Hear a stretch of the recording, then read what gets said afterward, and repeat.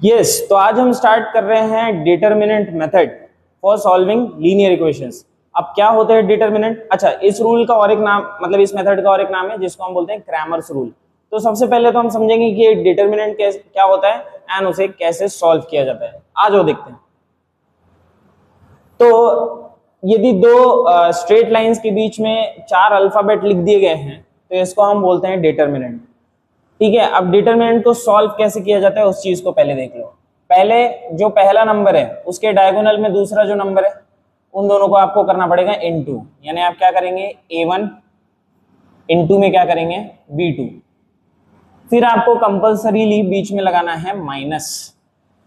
अब माइनस लगाने के बाद जो बचे वाले दो नंबर है उनका इनटू लिख देना है, यानी कि a2 एंड b1।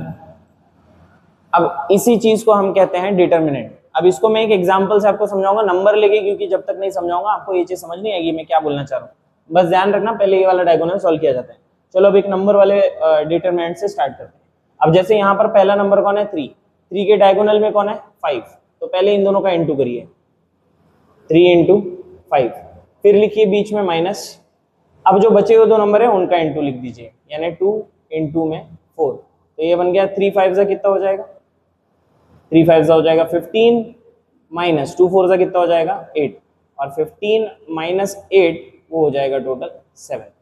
तो इस प्रकार से हम डिटरमिनेंट को सॉल्व करते हैं। इसको 2/2 का डिटरमिनेंट बोलते हैं। आप आगे 11 12 में जाओगे तो मैट्राइसिस नाम की एक चीज आएगी, मैट्राइसिस या मैट्रिक्स। तो मैट्रिक्स में 3/3 3/4 बहुत सारे बड़े बड़े डिटरमिनेंट्स भी देखने को मिलेंगे आपको। बट हमको जो 10th लेवल पे काम है वो तो सिर्फ 2/2 का मैट्रिक्स या 2/2 का डिटरमिनेंट, जिससे हमारा काम हो जाएगा। अब चलिए देखते हैं क्वेश्चन नंबर 2। ये जो पहला क्वेश्चन था वो थोड़ा एक्टिविटी के फॉर्म में था, आपको मैंने नहीं लिया है हालांकि, बट एक्टिविटी के फॉर्म में था। चलो अब इस क्वेश्चन को देखते हैं। अब पहले यहाँ कौन दिख रहा है आपको -1, तो -1 और उसके डायगोनल वाले नंबर को इंटू करके लिख दीजिए, यानी -1 इंटू में क्या आ जाएगा 4। अब लिखिए आप माइनस दोनों के बीच में। अब जो बचे हुए दो नंबर है उनका इंटू लिख दीजिए, यानी 2 इंटू में कितना 7, तो ये कितना हो गया, ये हो गया -4 माइनस एज इट इज 2 7 हो गया 14, -4 -14 ये हो गया total -18। So this is your value of determinant. तो 2/2 का मैट्रिक्स या डिटरमिनेंट बहुत ही सिंपल है सॉल्व करना। चलो अब इस चीज को भी देख लो आप। पहले कौन नंबर है 5, तो 5 के डायगोनल में जो नंबर है उसका इंटू लिखिए। 5 इंटू में क्या लिखेंगे 0, आप क्या लिखेंगे आप माइनस, फिर जो बचे हुए दो नंबर है उनका इंटू लिखो, यानी कि 3 इंटू में -7। अब चलो 5 0 कितना हो जाएगा 5 0 सा 0, फिर क्या लिखोगे माइनस। अब ये 3 इंटू -7 कितना हो जाएगा, ये हो जाएगा -21। अब क्या होगा देखो, माइनस माइनस क्या हो जाएगा प्लस, और ये हो जाएगा 21। 0 + 21 कितना हो गया 21। तो इस प्रकार से डिटरमिनेंट का वैल्यू आ गया सेकंड वाला। अब चलते हैं थर्ड वाला। थर्ड वाला थोड़ा सा मुश्किल लग सकता है किसी को, क्योंकि उसमें फ्रैक्शंस वगैरह आ जाते हैं, बट यकीन मानो बहुत ही सिंपल है, बहुत ज्यादा सिंपल। आ जाओ देखो कैसे। पहले जो नंबर दिख रहा है फ्रैक्शन में उसको लो, और उसका जो डायगोनली अपोजिट नंबर है उसको लो इंटू कर दो, यानी 7/3 इंटू में 1/2। अब बीच में क्या लिखोगे, बीच में लिखोगे माइनस। अब बाकी के बचे हुए दो नंबर लिख दो, यानी 5/3 इंटू में 3/2। अब चलो इंटू करते हैं। सामने जो नंबर है सीधा सीधा इंटू करना है आपको। 7 1 कितना हो जाएगा 7 डिवाइडेड बाय 3 2 कितना हो जाएगा 6, माइनस का माइनस आ गया। यहाँ पर सीधा सीधा इंटू करना है। 1 5 को 3 5 3 कितना हो गया 15, नीचे 3 2 कितना हो गया 6। अब कुछ दिख रहा है आपको, यहाँ पर डिनोमिनेटर सेम हो चुका है, डिनोमिनेटर सेम हो गया है, तो आप लिख लो 7 - 15 एंड कॉमन में क्या आ जाएगा 6। अब माइनस करो, 7 - 15 कितना हो जाएगा वो 8, एंड नीचे आ जाएगा 6, साइन लग जाएगा बड़े नंबर का यानी माइनस। रिड्यूस करना चाहो तो रिड्यूस कर सकते हो 2 से, 2 3 6 एंड 2 4 8, एंड आंसर आ जाएगा -4/3। तो ये हो गया आपका फाइनल आंसर। ये हो गया डिटरमिनेंट सॉल्व करना। अब लेकिन इसको हम लीनियर इक्वेशन सॉल्व करने के लिए कैसे यूज करते हैं वो आपको, मेन चीज तो वही था, डिटरमिनेंट तो ठीक है आ ही जाएगा, उसमें कोई बहुत बड़ी बात नहीं।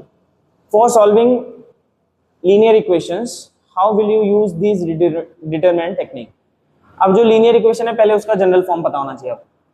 जनरल फॉर्म क्या है लीनियर इक्वेशन का? वो है a1x plus b1y equals to c1। सही। तो दो इक्वेशन है तो दूसरे वाले का नाम a2 लेना पड़ेगा obviously, a2x plus b2y equals to c2। कुछ इस प्रकार से a1x plus b1y equals to c1 and a2x plus b2y is equals to c2। तो कुछ इस प्रकार से दो हमने लीनियर इक्वेशंस ले लिए। अब इसका अगर कोएफिशिएंट बात करूं a1 है, इसका b1 है, इसका a2 है और इसका b2 है। अब जैसा आप नॉर्मली एलिमिनेशन मेथड में करते थे, मैं उसी मेथड से यहाँ पर x का वैल्यू निकालूंगा, इसको ध्यान से देखते रहना। अब एक चीज समझ लो, मैं डायरेक्ट ये भी कर सकता था कि आपको डायरेक्ट मैं डिटर्मिनेंट या क्रैमर्स रूल सिखा देता, लेकिन उसमें वो बात नहीं रहेगी। वो क्रैमर्स रूल के जो नंबर्स है, जो उसका फॉर्मूला है, वो कहाँ से आया, d क्या है, dx क्या है, वो सारी चीजें मैं आपको अभी समझाऊंगा, लेकिन आपको थोड़ा पेशेंस रखना पड़ेगा। अच्छा हाँ, जो लोगों को ज्यादा इंटरेस्ट है नहीं कि फॉर्मूला कहाँ से आता है, वो लोग इसको पार्ट को स्किप कर दो, 5-10 मिनट लगेंगे, उसको स्किप कर दो, डायरेक्ट क्वेश्चन में आ जाओ, डायरेक्ट फॉर्मूला समझ लो। लेकिन जिनको ये इंटरेस्ट लगा रहता है हमेशा कि ये फॉर्मूला कहाँ से आया, जिसको मैथ्स के एकदम गहराई में जाकर समझना पसंद है, तो वो लोग इस मेथड को देख सकते हैं कि आखिर क्रैमर्स रूल आया कहाँ से। अब चलो, जैसा हम नॉर्मली सॉल्व करते हैं, मैं वो सॉल्व करने की कोशिश करता हूँ, एक्स निकालने की कोशिश करता हूँ। अब एलिमिनेशन मेथड में यदि आपको x निकालना है तो ऑब्वियस सी बात है, आपको y को क्या करना पड़ेगा, कैंसिल। y कैंसिल कब होगा, जब उसके सामने का कोएफिशिएंट सेम हो। y के सामने कोएफिशिएंट क्या है, b1, यहाँ क्या है, b2, सेम तो नहीं हो पाएगा। अब क्या करोगे सेम करने के लिए, अगर यहां पर मैं b2 से मल्टीप्लाई कर दूं इसको, और इस वाले को b1 से मल्टीप्लाई कर दूं, क्या होगा उससे, ये b1 इंटू b2 आ जाएगा, यहाँ पर b1 b2, यहाँ पर b2 इंटू b1 यानी वो भी b1 b2 आ जाएगा, और फाइनली y क्या हो जाएगा, कैंसिल। मैंने ये जो मल्टीप्लाई किया है ये क्यों किया है, ताकि y का कोएफिशिएंट क्या हो जाए, सेम हो जाए। पहले मेरे को इंटू करके बताओ क्या आएगा, यहाँ आ जाएगा a1 b2 x प्लस यहाँ क्या आ जाएगा, b1 ऑलरेडी था और कौन मल्टीप्लाई हो क्या b2 y इक्वल्स टू यहाँ क्या आ जाएगा, b2 इंटू में क्या आ जाएगा, c1। इसको भी सेम बताओ, जल्दी से बताओ, एंड बोलते रहोगे तो इंटरेस्ट बना रहेगा, वरना इंटरेस्ट रहेगा नहीं। तो प्लीज ध्यान से इसको समझो। यहाँ a2 है, इंटू में कौन आ रहा है, b1, तो a2 आ गया, b1 आ गया, प्लस यहाँ b2 ऑलरेडी है, वहां से कौन आ रहा है, b1, तो b1 b2 हो गया, y हो गया।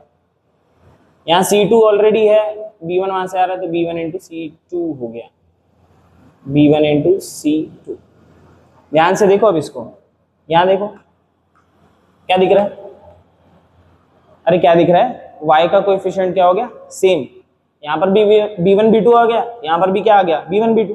अब जब आप इसको सब्ट्रैक्ट करोगे तो सोचो क्या होगा, कैंसिल हो जाएगा y और क्या निकल जाएगा, x। चलो करते हैं, ये अपने लिए इक्वेशन क्या हो जाएगा 1 और ये इक्वेशन क्या हो जाएगा 2। तो मैं करूंगा दोनों को सॉल्व। अब देखो कैसे सॉल्व करते हैं। लिखो एक के नीचे एक, पहले लिख रहा हूं पहला वाला equation a1 b2x plus b1 b2 plus b1 b2 y is equals to b2 c1। उसी के जस्ट नीचे लिखूंगा दूसरा इक्वेशन, यानी कि a2 b1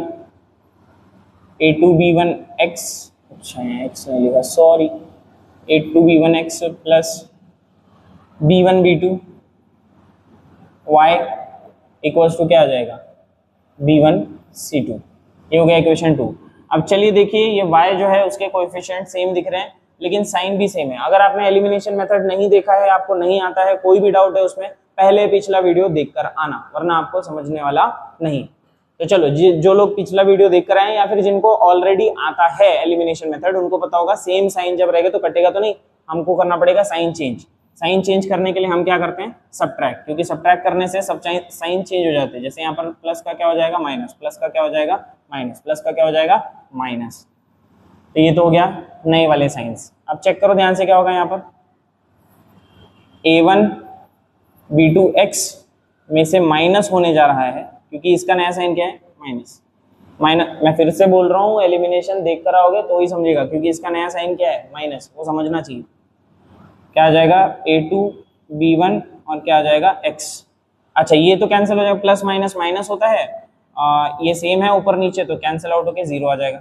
यहाँ क्या आएगा ध्यान से बताओ, यहाँ पहले कौन आएगा, b2 आएगा, फिर c1 आएगा, माइनस आएगा क्योंकि इसका नया साइन माइनस है, और b1 आएगा और क्या आएगा, c2 आएगा। नाउ अब आपको क्या चाहिए, x, तो यहाँ से आपको कुछ दिख रहा है, x कॉमन है यहाँ पे, तो x कॉमन निकालने के बाद क्या आएगा देखो, a1 b2 माइनस में क्या आएगा, a2 b1, क्योंकि x निकला यहाँ से तो a1 b2 बचा, यहाँ से x निकला तो a2 b1 बचा। अच्छा इक्वल्स टू क्या आ गया बताइए यहाँ पे, b2 c1 minus b1 c2। अब अगर आपको x ढूंढना है क्या करोगे, x ढूंढने के लिए जो ब्रैकेट है उसको वहां डिवाइड में डालो, यानी x का वैल्यू क्या आ गया, ऑलरेडी कौन है वहां पर, b2 c1 minus b1 c2 upon में नीचे क्या है, a1 b2 माइनस में a2 b1। देखो ये जो तरीका है, ये अगर आपको समझ में आ जाए कि ये कहाँ से आया है, तो आपका मैथ्स में धीरे धीरे इंटरेस्ट बढ़ना चालू हो जाएगा। वरना जनरली बच्चों को क्या लगता है कि फॉर्मूले जो होते हैं वो रटने के लिए होते हैं। क्रैमर्स रूल में जो मैं आपको आगे फॉर्मूला बताऊंगा, आप बोलोगे सर ये रटना है, ये आया कहाँ से, तो वो सारे सवालों का जवाब मैं अभी यहाँ पर दे रहा हूँ। हमने कौन सी मेथड यूज की, नॉर्मली एलिमिनेशन मेथड यूज की, y का कोएफिशिएंट सेम किया एंड y का कोएफिशिएंट सेम करके कुछ ऐसा वैल्यू आया। अब अगर आप ध्यान से देखो तो ये कुछ वैसा ही पैटर्न नहीं है जैसा हमने थोड़ी देर पहले अभी डिटरमिनेंट में सॉल्व किया था। देखो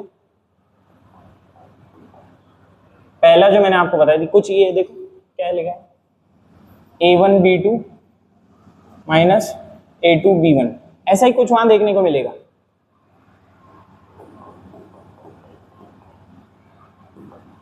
ये देखो a1 b2 minus a2 b1 something like this. तो ये और कुछ नहीं है, ये डिटरमिनेंट ही है। अब डिटरमिनेंट में आपको पता होगा कि यहाँ पर जैसे पहले कौन लिखा हुआ है, यहाँ पर देखो b2 c1 है, तो इसको अगर मैं डिटरमिनेंट के भाषा में लिख, पहले तो इतना लिख लो आप, ठीक है। अब इसको मैं आगे में डिटरमिनेंट मेथड से लिख के बताता हूँ कि आखिर इसको लिखा कैसे जाएगा। अगर आप इस ऊपर वाले को डिटरमिनेंट मेथड से लिखना चाहो तो वो कुछ इस प्रकार से हो जाएगा कि यहाँ आपको लिखना पड़ेगा c1 और यहाँ लिखना पड़ेगा c2, यहाँ आपको लिखना पड़ेगा b1 और यहाँ लिखना पड़ेगा b2। चलो क्रॉस मल्टीप्लाई करो तो क्या हो रहा है, b2 c1 माइनस आएगा बीच में और क्या आएगा b1 c2, तो यही आ जाएगा। क्रॉस मल्टीप्लाई करो ना इसको, पहले इसको करते हैं तो क्या आ जाएगा, c1 b2 बीच में क्या आएगा माइनस आएगा और यहाँ क्या आ जाएगा b1 c2। चेक करो यही लिखा है।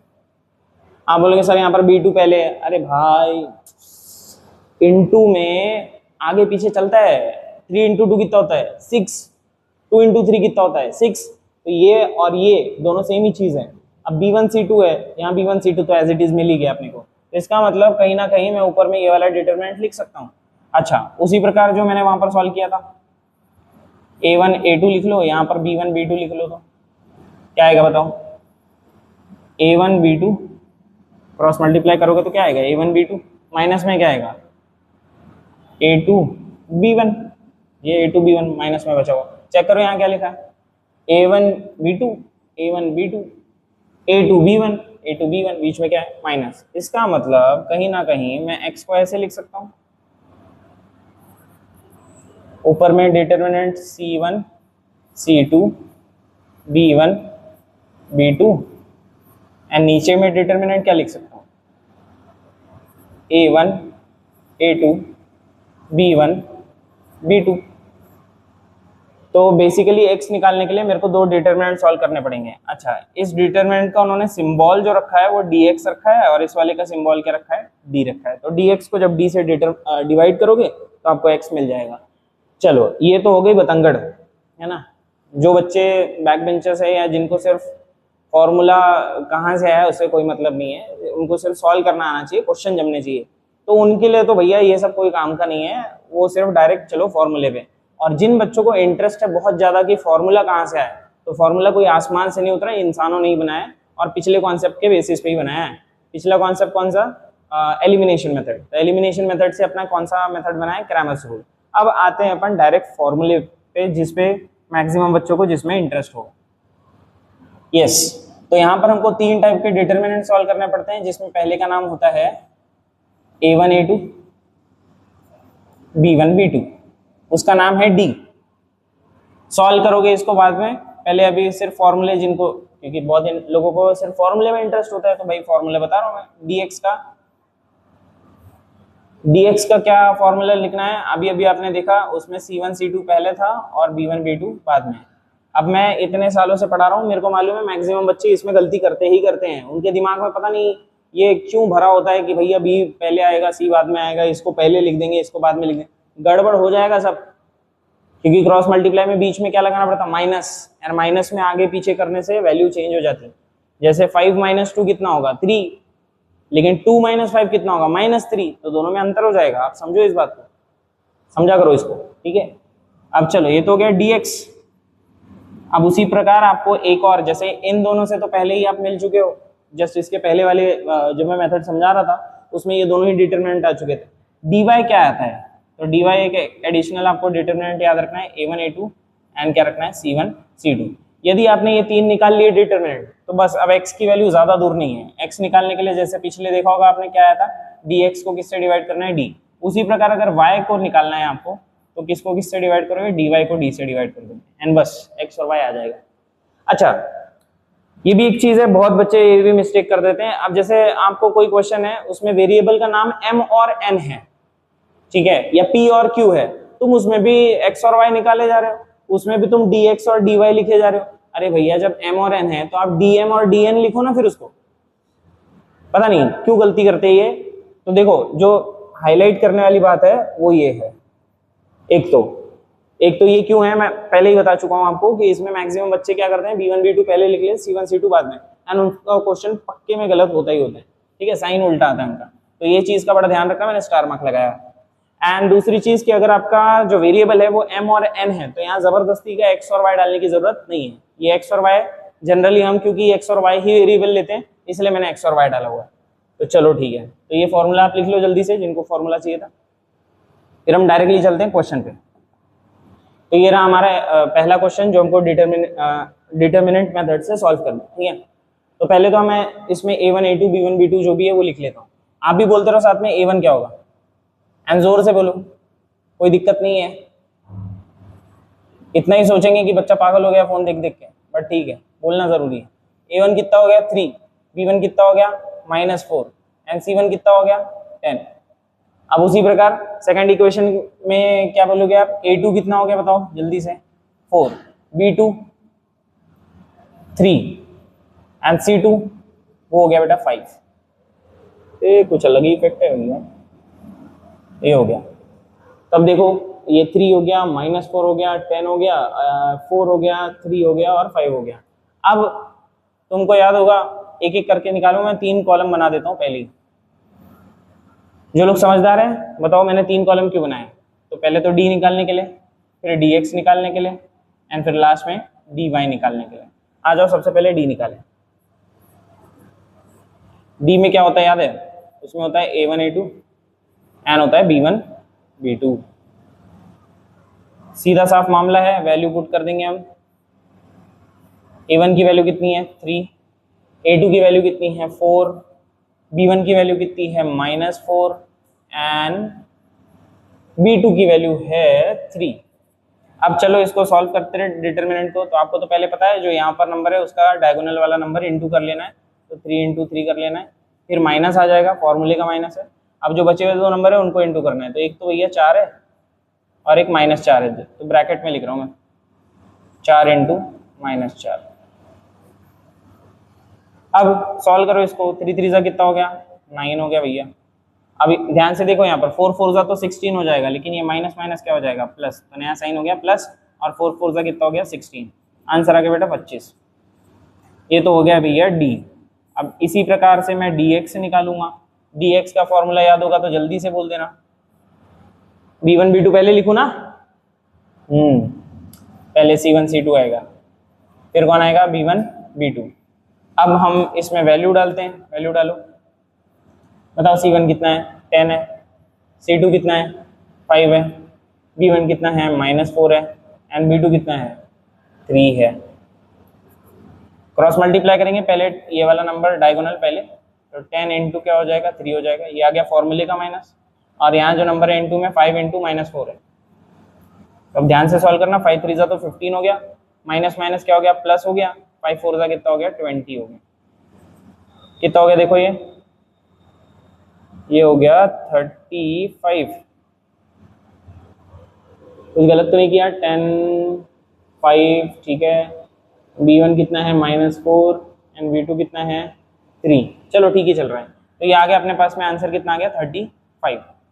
अरे सॉरी सॉरी सॉरी सॉरी, वही तो मैं सोचू कुछ तो गड़बड़ हो रहा है। 10 3 कितना होता है 30 होता है, मैंने गड़बड़ कर दी थी सॉरी। ये माइनस माइनस क्या हो जाएगा प्लस, और 5 4 कितना हो जाएगा 20। अब 30 + 20 कितना हो गया 50। तो ये हो गया अपने पास में dx की वैल्यू 50। अब उसी प्रकार से dy बताओ जल्दी से फॉर्मूला। उसमें तो alphabetically a1 a2 c1 c2 ही आएगा, जैसा सीक्वेंस होता है अल्फाबेट्स में।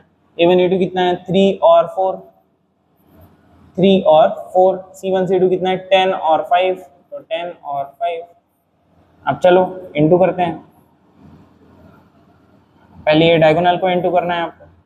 तो 3 इंटू में 5 आ गया, माइनस में क्या आ गया 4 इंटू में क्या आ गया 10 आ गया, 3 5 आ गया 15 बेटा, और 4 10 आ गया 40। जब आप माइनस करोगे कितना आ जाएगा 25 आ जाएगा, और साइन किसका लगेगा बड़े नंबर का, तो ये आ गया आपके पास में dy। तो चलो यहाँ तक तो किसी को कोई दिक्कत हुई नहीं, और आगे भी नहीं छुगी सॉरी। आगे क्या करना है, बहुत ही सिंपल काम है भैया, आपके पास dx और d आ गया, तो अब चाहिए ही क्या आपको चाहिए x, तो उसके लिए आप कर लीजिए dx को d से डिवाइड, बोलते रहना साथ में, ठीक है। dx कितना है 50, d कितना है 25, तो आंसर आ गया बेटा 2, 25 2 जा 15। उसी प्रकार y निकालेंगे, तो y के लिए क्या करना पड़ेगा dy ऊपर और d नीचे। dy कितना है -25, d कितना है 25, तो 25 25 से कट जाएगा, आंसर आ जाएगा बेटा -1। तो अब फाइनली आंसर लिख दोगे, x इक्वल टू कितना आ गया 2 आ गया, एंड y इक्वल टू कितना आ गया -1। सजा दो इसको, एंड हो गया आपका आंसर। तो क्रैमर्स रूल से ऐसे काम करना होता है, पहले निकालना होता है d, फिर dx, फिर dy, एंड फाइनली dx को d से डिवाइड करो x मिलेगा, dy को d से डिवाइड करो y मिलेगा। Simple as that. तो खैर एक क्वेश्चन में आप जल्दी से इसको देख लो, स्क्रीनशॉट ले लो पॉज करके। हम चलते हैं अगले सवाल पे। तो अगला सवाल थोड़ा सा आपको उल्टा पुल्टा करके दिया है, जनरल फॉर्म से थोड़ा हट के दिया है। अब जनरली c जो होता है, जो कांस्टेंट नंबर है, वो एक साइड होता है, इसमें एक ही साइड में सबको रख दिया, x वाला टर्म भी लेफ्ट में, y वाला टर्म भी लेफ्ट में, और जो कांस्टेंट टर्म होता है वो भी लेफ्ट में। तो ऐसा नहीं, पहले इसको सीधा करना पड़ेगा अपने को। तो चलो सीधा करते हैं इसको। 4x + 3y को यही रहने दो, इसमें कोई दिक्कत नहीं है अपने को, लेकिन जो -4 है उसको इधर भेज दो, वो +4 बन जाएगा। हाँ अब ये बढ़िया दिख रहा है। अब यहाँ पर y वाला राइट हैंड साइड में पड़ा हुआ है, उसको इधर लाएंगे अपन। तो 6x ऑलरेडी है, -5y को इधर लाऊंगा तो ये क्या बन जाएगा +5y, और इक्वल टू क्या हो जाएगा 8। तो ये हो गया अपने पास में दूसरा इक्वेशन। यस, अब सुंदर दिख रहा है, बढ़िया दिख रहा है, जनरल फॉर्म में दिख रहा है। अब निकाल सकते हैं a1 कितना होगा बता दो मेरे को 4, b1 वो भी बताओ 3, c1 वो भी बताओ 4। अब चलो इसमें आ जाओ, a2 कितना होगा 6, b2 कितना होगा 5, c2 कितना होगा 8। तो ऐसे अपने पास में a1 a2 b1 b2 और c1 c2 आ चुका है। अब फिर से क्या करना है, 3 कॉलम बनाएंगे आप। 3 कॉलम में पहला कॉलम किसका होगा d का। d के लिए क्या करते हैं, a1 a2 लिखते हैं, b1 b2 लिखते हैं, वैल्यू डालते हैं, a1 की 4, a2 की 6, b1 की 3, b2 की 5। इसमें कोई भी नंबर माइनस में नहीं है, बढ़िया काम है, इजी सवाल कर दिया हमारे लिए। तो पहले तो ये क्रॉस मल्टीप्लाई हो जाएगा आपका, क्या हो जाएगा 4 × 5, फिर बीच में आ जाएगा माइनस, और बाकी के बचे हुए 2 नंबर इंटू हो जाएंगे, यानी 3 × 6। 4 5 से कितना हो गया बेटा 20 हो गया, और 3 6 से कितना हो गया 18 हो गया। अब आंसर कितना आ गया मेरे पास में 2। तो डी का आंसर तो आ गया, डी का आंसर कितना आ गया 2। उसी प्रकार हम dx भी निकाल लेंगे। dx की क्या वैल्यू है, फिर से ध्यान से, c1 c2 पहले है, मैं बार बार बोल रहा हूँ क्योंकि यही मिस्टेक होती है। देख लेना, बहुत सारे लोग फिर भी मिस्टेक करेंगे। अब C1 C2 बताओ जल्दी से। 4 है और 8 है। B1 B2 बताओ, वो है 3 और वो है 5। यस, अब क्रॉस मल्टीप्लाई, पहले ये वाला डायगोनल 4 इंटू 5, फिर माइनस, फिर बचा हुआ 2, 3 इंटू 8, 4 5 हो गया 20, 3 8 हो गया 24, ये आ गया -4। ये कौन आ गया? dx। उसी प्रकार से dy निकालेंगे, फॉर्मूला जल्दी से बोलो। Yes, a1 a2 and c1 c2। तो चलो वैल्यू डालो। a1 a2 कितना है? 4 एंड 6। c1 c2 कितना है? 4 एंड 8। क्रॉस मल्टीप्लाई करेंगे, पहले ये डायगोनल, तो 4 इंटू 8 पहले आ गया, माइनस आ गया 6 इंटू 4, 4 8 जा कितना हो गया? 32, माइनस 6 4 जा कितना हो गया? 24। ये माइनस होके कितना आएगा? 8 आएगा। 32 माइनस 24 इज 8। ये क्या आ गया अपने पास में? dy। इसके बाद का काम सिंपल है। क्या ढूंढना है आपको? x और y ढूंढना है। बहुत ही सिंपल काम है। क्या करोगे x के लिए? x के लिए हम करेंगे dx को d से डिवाइड, -4 को 2 से डिवाइड, तो 2 4 जा सॉरी 2 2 जा 4 होता है, लेकिन साइन क्या लगेगा? माइनस लगेगा। y निकालेंगे।